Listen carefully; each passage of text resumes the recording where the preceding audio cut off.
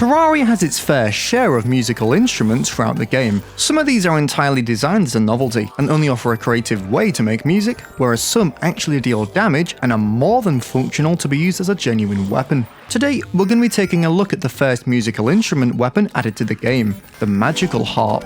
Because of its age, it's seen a ton of buffs and nerfs in its lifetime, but the question is, how does it perform now in the latest version of Terraria, and is it worth getting compared to other mage weapons like the Crystal Serpent Staff and the Life Drain? Before we take a look, if you enjoy content like this, don't forget to subscribe as it really does help out the channel. Alright, let's see how you get your hands on it.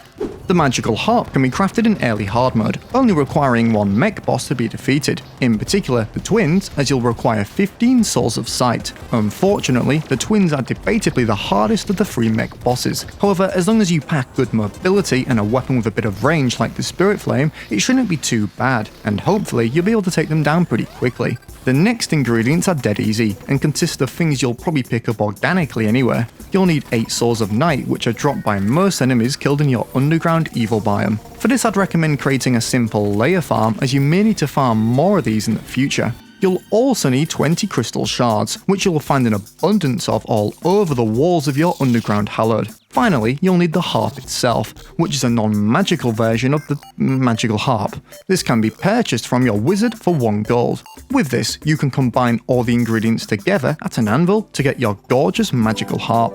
Okay then, let's see what it can do. Fittingly, this weapon auto-fires musical notes on use, while still producing a sound of a plucked string. These projectiles can both ricochet and pierce enemies an unlimited number of times, making it the near-perfect weapon for long lines of enemies. This sounds broken on first impressions, but unfortunately the notes themselves only last about 4 seconds before disappearing, meaning you can only realistically pierce and ricochet a finite number of times. A massive added bonus of this weapon is that it still fully functions as a musical instrument. The pitch played is determined by the position of the cursor, meaning if you're some kind of genius, you could probably play some actual music. Here's my abysmal rendition of an absolute classic.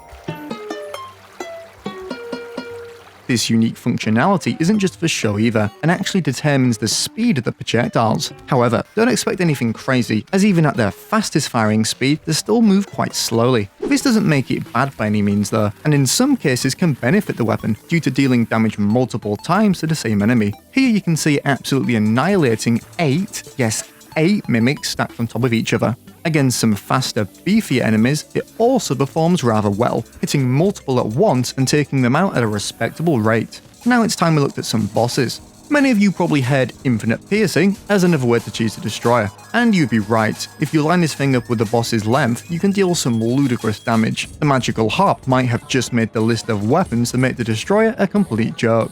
This is the point where its usefulness kind of dies down, as a boss like Skeletron Prime has a few segments and moves very quickly all over the place. This made the fight quite painful, as I could only really deal decent damage during the boss's spinning phase. The musical notes just moved far too slow to keep up, and I mainly relied on Prime flying into them accidentally. So yeah, not a weapon I'd recommend for this boss in particular. Of course though, another use case of this weapon is events, which luckily it absolutely excels in. Its infinite piercing means you can effectively wipe lines of enemies clean if you aim flat. This for me makes it a great secondary for situations like this. You have your main weapon for dealing with single target mini bosses, and your harp for large quantities of weaker ones. And for having such a cheap crafting recipe, I see no real reason not to craft this thing if you're a mage player. What do you think? If you've used this weapon in your playthrough, is it worth getting, or are there any better options? Thanks for watching. For more Terraria content like this, drop a like and subscribe, and I'll see you in the next one.